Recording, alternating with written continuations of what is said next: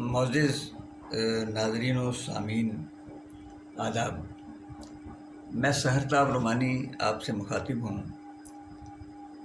بزم شعر و سخن کراچی کی جانب سے منعقد ہونے والے ایک فیملی مشاعرے کے سلسلے میں، جو کہ sports complex Kashmir road Karachi میں منعقد کیا جائے گا ہفتہ 27 نومبر کی شب 9 بجے۔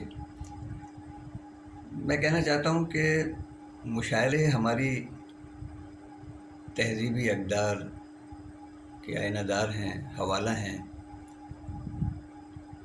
آپ سے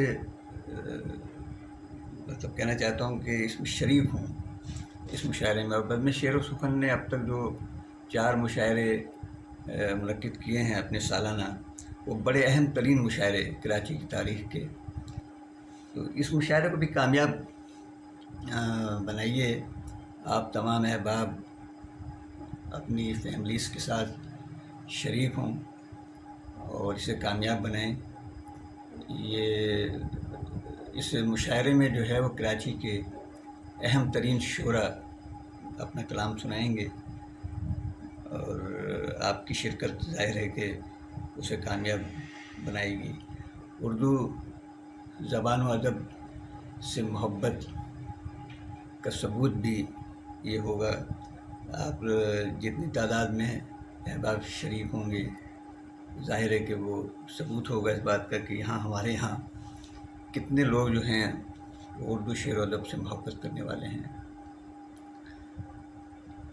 بزم شعر و سخن جو ہے، اس نے گزشتہ 5 سے 7 برسوں میں بڑی اہم محفلیں منعقد کی، چھوٹی چھوٹی بھی اور بڑے مشاعرے بھی۔